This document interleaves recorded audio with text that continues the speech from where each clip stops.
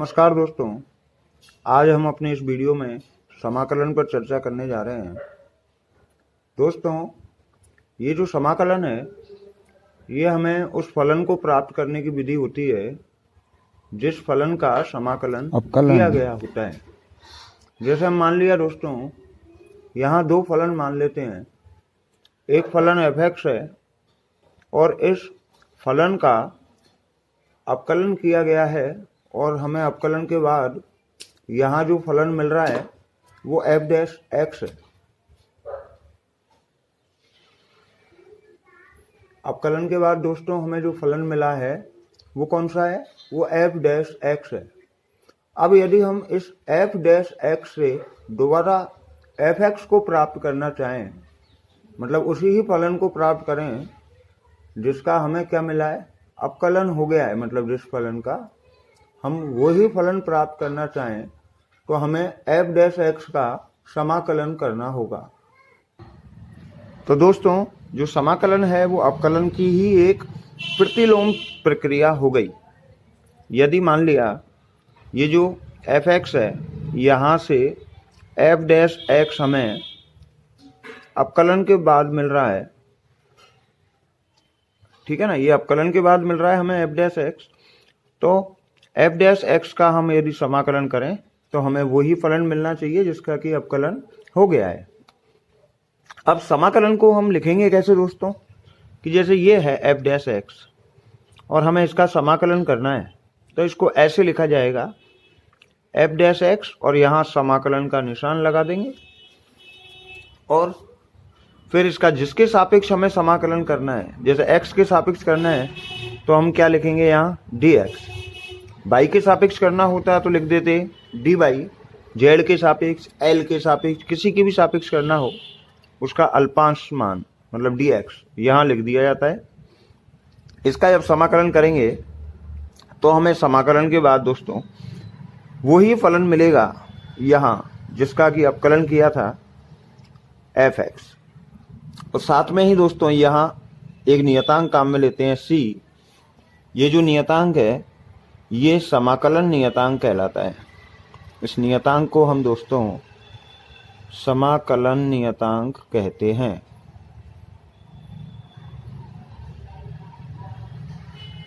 ठीक है दोस्तों, और इसको क्यों लगाते हैं वो रीजन भी हम आपको बताएंगे। कि जैसे मान लिया यहाँ हमने इंटीग्रेशन किया है f'(x) dx का, तो फलन x पहले जो लिखा होगा वो किस फॉर्म में लिखा होगा? जैसे f(x) लिख रहा है तो इसको हम ये कह सकते हैं कि ये जो f(x) लिखा है ये कोई f(x) + c है। ये क्या है? f(x) + c है। और इसका जब हम अवकलन कर रहे हैं तो वैल्यू कितनी आ रही है? f'(x) आ रही है। कैसे आ रही है? कि जैसे मान लिया हमने इसका पूरे का अवकलन करेंगे, यहाँ इसको किस रूप में लिखा हुआ है? यहाँ f(x) + c की फॉर्म में है। क्यों है ये f(x) + c की फॉर्म में? यहाँ c कैसे आया? इसकी बात की पुष्टि देखिए कैसे करते हैं कि ये f(x) + c है। f(x) ना होकर क्या है? f(x) + c। अगर हम इसका अवकलन करेंगे d/dx तो पहले तो f(x) का होगा अवकलन, फिर c का होगा कांस्टेंट का d/dx c। तो इसका जब हम अवकलन करेंगे तो क्या मान मिलेगा हमें? f'(x) का तो अवकलन मिल जाएगा हमें, मान लिया ये वाला f'(x) और c का क्या मिलेगा? 0। तो बात वही आ गई ना दोस्तों कि यहाँ मान कितना मिल रहा है हमें? f'(x). तो f'(x) को हम ऐसे भी लिख सकते हैं f'(x) + 0। और जब यहाँ 0 लिख रहा है f'(x) + 0, इसका मतलब 0 का भी कोई ना कोई जब हम समाकलन करेंगे तो हमें एक नियतांक मिलना चाहिए। कौन सा? c। इसलिए यहाँ c लगाया जाता है f(x) + c। ठीक है ना। और ये किस लिए c जो है वो केवल अनिश्चित समाकलन में ही लगेगा दोस्तों, निश्चित में नहीं लगेगा। समाकलन भी दो प्रकार के होते हैं, उनके बारे में अभी हम चर्चा करेंगे आगे। तो दोस्तों समाकलन के प्रकार पढ़ते हैं। अब इसके बाद समाकलन दोस्तों दो प्रकार के होते हैं, तो दोस्तों समाकलन दो प्रकार के होते हैं। समाकलन का एक प्रकार है अनिश्चित समाकलन और दूसरा प्रकार है निश्चित समाकलन। अब इनको लिखते कैसे हैं कि ये जो अनिश्चित समाकलन है वो दोस्तों ऐसे लिखा जाता है, यहाँ तो इंटीग्रेशन का साइन लगा देते हैं, फिर उसके बाद वो फलन लिख दिया जाता है जिसका कि हमें समाकलन करना है। उसके बाद दोस्तों जिसके सापेक्ष हम समाकलन करते हैं, जैसे x के सापेक्ष कर रहे हैं तो हम क्या लगा देंगे, dx। जिसके सापेक्ष करते हैं उसको यहाँ लिखते हैं d के बाद, ठीक है। और इस समाकलन में दोस्तों यहाँ कोई लिमिट नहीं होती है, ठीक है ना, ये अनिश्चित समाकलन होता है। और जो निश्चित समाकलन होता है उसको लिखने का तरीका दोस्तों ये है, यहाँ वो फलन लिख दिया जाएगा जिसका समाकलन कर रहे हैं, जिसके सापेक्ष कर रहे हैं उसको पीछे लिख दिया जाएगा, और साथ में निश्चित समाकलन में यहाँ लिमिट लगी होती है a एंड b।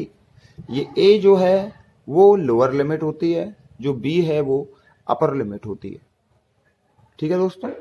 साथ में जो अनिश्चित समाकलन है, जब इसका आंसर लिखते हैं हम तो इसके बाद तो यहाँ इस fx आ जाएगा और यहाँ c और लगाया जाता है कांस्टेंट, मतलब कुछ मान और आता है वो यहाँ c लगा दिया जाता है, इसलिए इसको अनिश्चित बोलते हैं, ठीक है ना। इसमें मतलब अनिश्चित है ये, इसका मान जो रिजल्ट आएगा वो कैसा है, अनिश्चित है, मतलब उसमें कुछ एक्स्ट्रा मान और आएगा, उस मान को क्या बोलेंगे, c।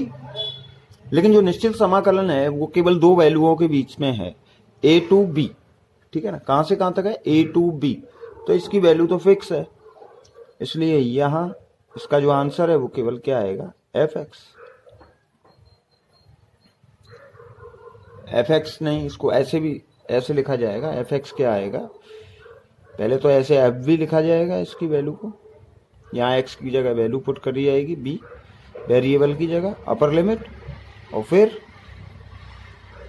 माइनस करके वेरिएबल के बाद a, इसकी वैल्यू ये आएगी fb माइनस fa,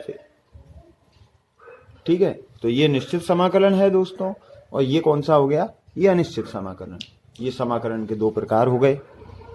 अब हमें समाकलन कैसे करना है तो इसके अलग अलग मेथड हैं। मैं आपको पहले समाकलन करना बताऊंगा दोस्तों, उसके बाद उनके जो फॉर्मूले हैं उनके बारे में भी बताऊंगा, ठीक है। तो सबसे पहले हम कुछ उदाहरण लेते हैं और उनके समाकलन करेंगे, ठीक है। फॉर्मूलों के साथ में एग्जाम्पल भी लेते जाएंगे और इस तरीके से आगे बढ़ते जाएंगे।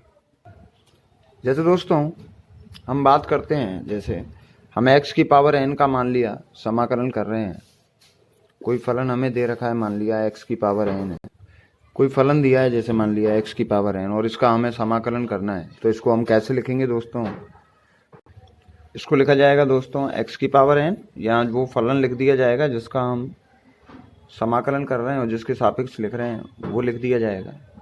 इसका जब हम दोस्तों समाकलन करेंगे तो यहाँ आएगा x की पावर n+1 अपॉन n+1, और साथ में वो कांस्टेंट समाकलन का प्लस c, क्योंकि अनिश्चित समाकलन है, ठीक है दोस्तों। इस तरीके से तो हम करेंगे x की पावर n का, ठीक है। यहाँ x की पावर n में कुछ भी हो सकता है, n की वैल्यू, ठीक है ना, लेकिन n की वैल्यू कभी भी दोस्तों -1 नहीं होगी। इसमें एक बात ध्यान रखना है कि n की वैल्यू जो है दोस्तों कभी भी -1 नहीं होगी, ठीक है ना। अगर n की वैल्यू -1 हो गई तो ये नीचे क्या आ जाएगा, इन्फिनिटी आ जाएगा, इसलिए x की पावर कभी भी -1 नहीं होगी। अब जैसे एक एग्जांपल लेते हैं, जैसे मान लिया कोई फलन दिया है हमें x² और इसका हमें x के सापेक्ष समाकलन करना है, तो कैसे करेंगे,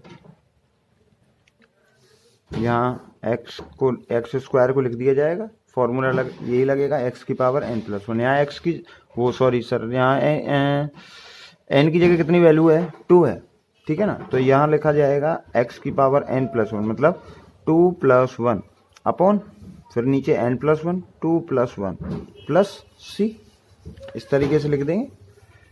ये आ जाएगा 2 + 1 3 हो गया, तो ये होगा x3 y, ये हो गया 3, तो ये आ जाएगा x³ 3 प्लस सी। ठीक है, यहाँ 2 है पावर, x हो सकता था। जैसे मान लो हमें x का समाकलन करना है, तो x का समाकलन कैसे करेंगे, x डॉट डी एक्स। यहाँ x है, इसके ऊपर कोई पावर नहीं है, मतलब कितना हो गया 1। तो n की वैल्यू कितनी हो गई, यहाँ 1 हो गई। वही फॉर्मूला लगा देंगे, x की पावर n प्लस 1, मतलब 1 प्लस 1 अपॉन 1 प्लस 1 प्लस सी। क्या लिखेंगे, x की पावर 1 प्लस 1 कितना हो गया दोस्तों, एक्स स्क्वायर। फिर ये 1 प्लस 1 कितना हो गया 2। जब हम x का जब हम समाकलन करेंगे तो क्या आएगा, एक्स स्क्वायर बाई 2 प्लस सी अनिश्चित है इसलिए लगा रहे हैं। अगर निश्चित होता, लिमिट दे रखी होती, तो हम यहाँ सी नहीं लगाते। अगर मान लो यहाँ लिमिट होती, तो लिमिट में जैसे मान लो x की जगह यहाँ लोअर लिमिट दे रखी होती 2, यहाँ दे रखी होती 3, तो आंसर ये नहीं लिखते, ये आ जाता आंसर। उसके बाद फिर यहाँ लिमिट पुट करनी पड़ती, सी तो आता ही नहीं, ये आ जाता आंसर। सी नहीं आता, फिर यहाँ ऐसे लिमिट लगा देते हैं हम, ऐसे एक बड़ा कोष्टक लगा देते हैं, यहाँ 2 लिख देते, यहाँ 3। अब ये सॉल्व कैसे होता कि x की वैल्यू पहले तो रखनी पड़ती हमें 3, फिर उसके ऊपर स्क्वायर लगता, फिर नीचे 2 आ जाता। x की जगह क्या लिखते 3, एक बार अपर लिमिट पुट करते, फिर उसके बाद माइनस लगाते, फिर ये जो लोअर लिमिट है ये पुट की जाती। यहाँ लोअर लिमिट 2 है तो 2 लिखते x की जगह, उसका वही स्क्वायर, और नीचे कितना आ जाता, नीचे 2 आ जाता। ठीक है, इस तरीके से ये आंसर जो आता, ये किस में आता, निश्चित समाकलन में, जब हम इसके ऊपर लिमिट लगा देते। ठीक है ना, इसमें सी काम में नहीं लेते हैं। अब जैसे मान लो दोस्तों हमें 1/x का समाकलन करना है, तो इसको पहले तो हम कैसे लिखते, 1/x, x ऊपर जाता, x की पावर 1 है नीचे, तो ये ऊपर जाता, क्या हो जाता, इसकी पावर -1। अब इसमें अब फॉर्मूला, लेकिन वो फॉर्मूला नहीं अप्लाई होता, इसलिए यहाँ हाँ हो जाता दोस्तों।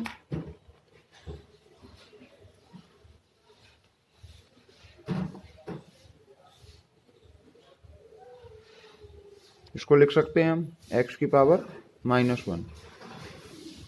यहाँ वो फॉर्मूला काम में नहीं आता। अगर ये 1/x स्क्वायर होता, क्योंकि n की वैल्यू -1 चलती नहीं है, 1/x का जब हम करते हैं, समाकलन करते हैं, तो log x आता है दोस्तों, इसलिए वो काम में नहीं आएगा, उसकी जगह log x आएगा। 1/x स्क्वायर है मान लिया, इसको हम क्या लिख सकते हैं, x की पावर -2। इसका जब हम समाकलन करेंगे तो x की पावर -2 ये dx, इसका समाकलन क्या आएगा, x की पावर n+1, मतलब -2 + 1, n+1 अपॉन n+1 कितना हो गया, x की पावर -2 + 1, ये -1, ये हो गया नीचे -1। सॉल्व करेंगे क्या आएगा, ये माइनस यहाँ x माइनस तो आ गया ऊपर, x की पावर -1। इसको किस तरीके से लिख सकते हैं, माइनस का ये नीचे आ जाएगा 1/x की पावर 1, -1 है ना, ये नीचे आके क्या हो गई +1।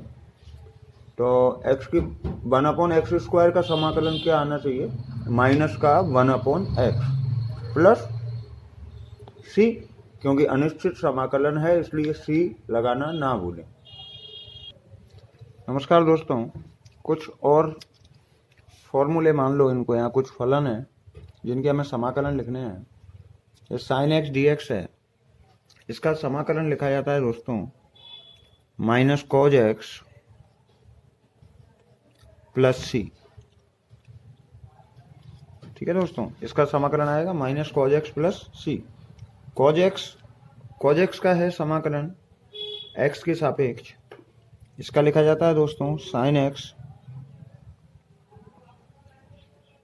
प्लस सी से। और दोस्तों 1/x का समाकलन ये लिखा जाएगा log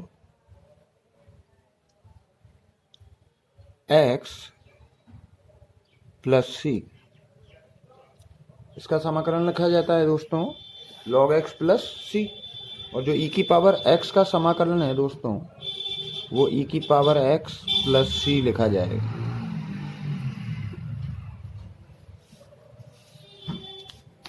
ठीक है दोस्तों, ये तो यहाँ तक हमने दोस्तों अनिश्चित समाकलन पढ़ा था। थोड़ा बहुत कुछ अब आपको निश्चित समाकलन के बारे में बताते हैं।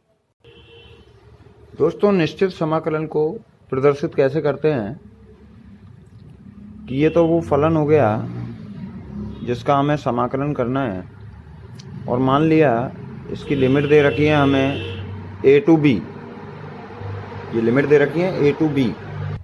तो दोस्तों इसका समाकलन लिखा जाएगा इस तरीके से कि मान लिया इस फलन का समाकलन f(x) आता है, तो यहाँ लिमिट रख दी जाएंगी दोस्तों a to b। यहाँ जो a है वो इस फलन का उच्चतम मान है, या फिर इसको उच्चिष्ट बोल सकते हैं।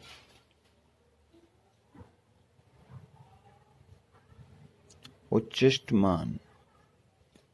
और ये इसका जो v है a है, ये इसका दोस्तों निम्निष्ट मान होता है, या फिर लोअर वैल्यू। ये इसकी लोअर वैल्यू होती है, निम्निष्ट मान। ठीक है दोस्तों, अब इसको आगे जब हम सॉल्व करते हैं तो ये लिखा जाएगा एफ बी, इसकी यहाँ तो उच्चिष्ट मान लिखा जाता है और यहाँ फिर इसका निम्निष्ट मान लिख दिया जाता है। तो इस तरीके से दोस्तों निश्चित समाकलन को सॉल्व किया जाता है। यहाँ सी नहीं आता है, निश्चित समाकलन में सी नहीं आता है। अब कुछ उदाहरण इसके भी लेते हैं। जैसे मान लिया दोस्तों हमें x² दिया है और इसका निश्चित समाकलन करना है। हमें लोअर लिमिट तो 1 दे रखी है, अपर लिमिट 5 दे रखी है। तो इसका समाकलन कैसे करेंगे दोस्तों? पहले तो समाकलन का फॉर्मूला लगाया जाएगा। तो दोस्तों इसका निश्चित समाकलन कैसे करेंगे? सबसे पहले फॉर्मूला लगा देंगे x की पावर n+1 मतलब 2+1 अपॉन 2+1। सबसे पहले फॉर्मूला लगा दिया, ठीक है। उसके बाद लिमिट पुट कर देंगे 1 to 5। ये आएगा आंसर x³ 2 और 1 3 हो जाएंगे, 2 और 1 3, x³/3।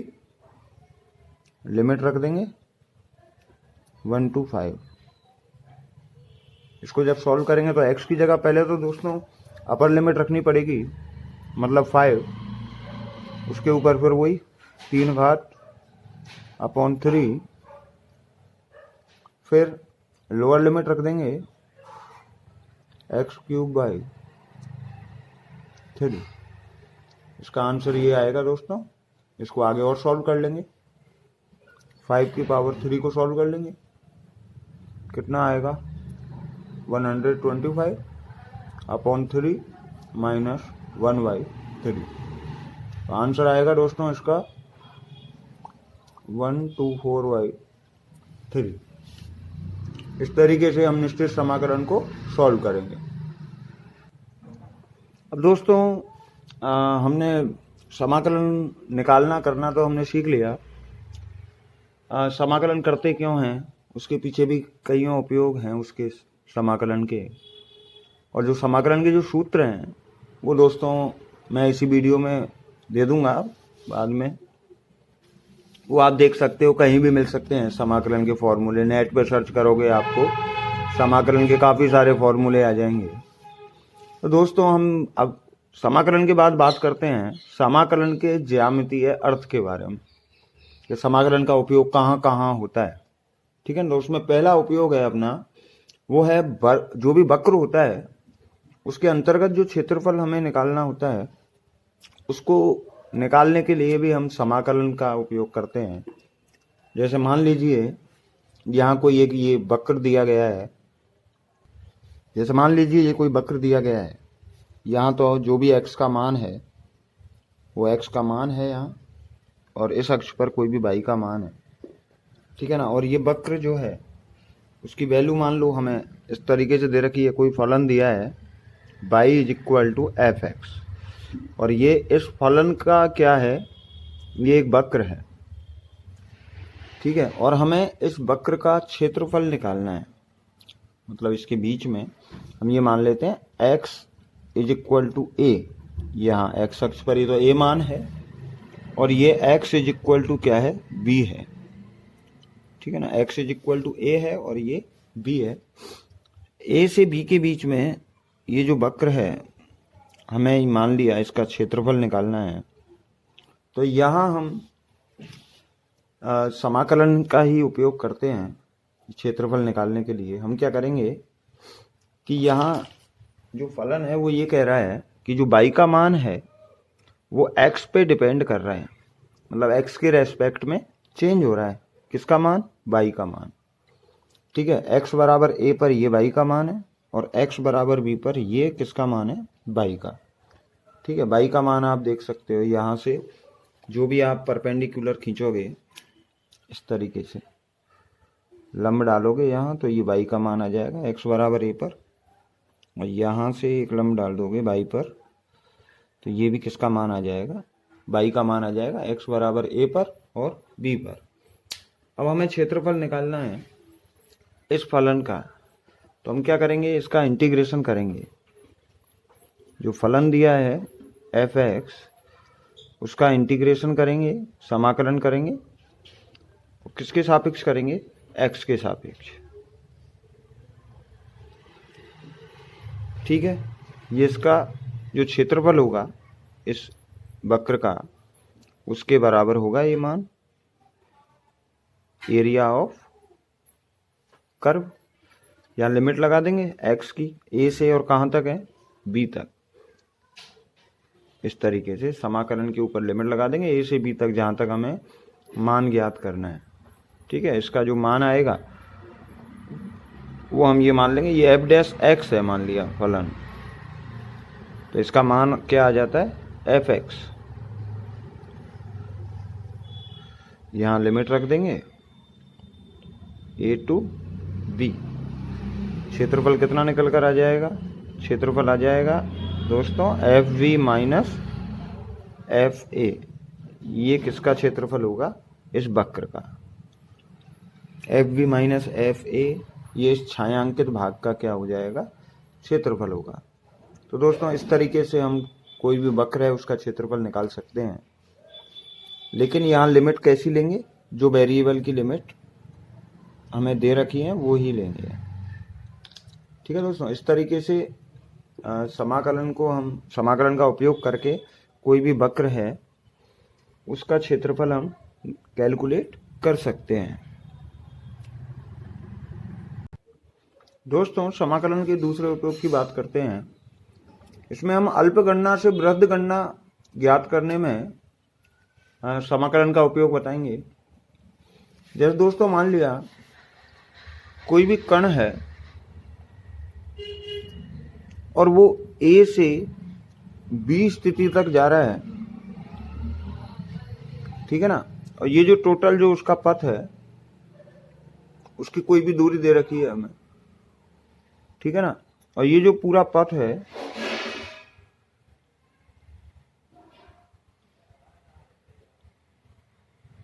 इसकी दूरी मान लिया x है, कितनी है, x। और हम कोई भी कण है उसको यहाँ से A से B तक ले जाना चाह रहे हैं, और हम क्या कर रहे हैं, हम ये कैलकुलेट करना चाह रहे हैं कि इसको यहाँ से F1 लगाकर और B तक ले जाने में किया गया कुल कार्य कितना होगा, मतलब कुल मान निकालना चाह रहे हैं हम छोटी सी गणना से। कैसे निकालेंगे, हम ये जो पूरा पथ है उसको छोटे छोटे अल्पांशों में डिवाइड कर देंगे, कि ये जो पथ है वो छोटे छोटे अल्पांशों से ही मिलकर बना है। हम ये मान लेंगे। और हम क्या करेंगे दोस्तों, इसमें सबसे पहले प्रत्येक जो अल्पांश है उसकी जो दूरी है वो कितनी है, dx है, जो लंबाई है वो कितनी है, dx। और हम कुल कार्य निकालना चाह रहे हैं w, ठीक है ना। और हम मान लिया इस डेरिवेशन में dw कैलकुलेट कर सकते हैं। हम क्या करेंगे, ये पूरे पद को छोटे छोटे अल्पांशों में डिवाइड कर देंगे, मतलब ये अल्प गणना करेंगे हम पहले और उससे बृहद गणना प्राप्त करेंगे, मतलब कुल मान w प्राप्त करेंगे। ये बृहद गणना है w कार्य। तो हम क्या करेंगे, सबसे पहले पार्टिकल को dx दूरी तक विस्थापित करेंगे और कार्य निकालेंगे। ये जो कार्य होगा वो अल्प कार्य होगा, ठीक है ना। वो कैसे निकलेगा, बल गुणा विस्थापन से। तो हमने पहले इसको अल्प दूरी तक विस्थापित कर लिया और हमने क्या निकाल लिया, अल्प कार्य। अब हम क्या करेंगे, हमें मान लो बड़ा कार्य निकालना है, मतलब यहां से यहां तक ए से बी तक विस्थापित करने में किया गया कार्य निकालना है। तो हम क्या करेंगे, मान लिया ए बिंदु x बराबर 0 पर है और बी बिंदु x बराबर 5 पर है, ये मान लेते हैं हम, x की वैल्यू 5 है यहाँ। तो हम क्या करेंगे, कुल कार्य जो निकलेगा वो दोस्तों इसके समाकलन के बराबर निकलेगा dw के। मतलब जो अल्प कार्य होगा यदि उसका हम समाकलन कर देंगे तो हमें बड़ा कार्य निकल के आ जाएगा, बृहद गणना मिल जाएगी। तो बृहद गणना जब भी हमें प्राप्त करनी होगी हम वही इंटीग्रेशन का उपयोग करेंगे, ठीक है दोस्तों। ज़्यादा ही वो है यहाँ, फिर इसके बाद इसको आगे सॉल्व करेंगे, dw की वैल्यू पुट कर देंगे। dw की वैल्यू क्या होगी, f dx। x की लिमिट कहाँ से कहाँ तक है, 0 से 5 तक, तो 0 से ये 5 तक लिमिट लगा देंगे। ये जो कार्य निकलेगा वो कुल कार्य निकल के आ जाएगा। इस तरीके से फिजिक्स में हम जहाँ भी, जैसे हम छोटी गणना पहले कर ली हमने, छोटी गणना से और बड़ी गणना प्राप्त करनी होती है, बृहद गणना प्राप्त करनी होती है, तो हम समाकलन का ही उपयोग करते हैं। तो ये तो था दोस्तों अपने समाकलन से संबंधित वीडियो था और इसमें हमने अभी तक आपको समाकलन करना बता दिया। अब दोस्तों इसके बाद हम आपको कुछ फॉर्मूले भी दिखाएंगे जो इस वीडियो के बाद हैं, ठीक है दोस्तों। उनको आप ध्यान से पढ़ लीजिएगा और आपको ये वीडियो कैसा लगा उस बारे में हमें कमेंट में अपनी जो भी, अगर आपको अच्छा लगा तो कमेंट कर कीजिएगा दोस्तों। और हमारा वीडियो देखने के लिए आपको बहुत बहुत धन्यवाद। ऐसे ही हमारे चैनल पे बने रहिए, हम आपको और भी महत्वपूर्ण जानकारियाँ आप तक पहुंचाने का कार्य करेंगे। धन्यवाद।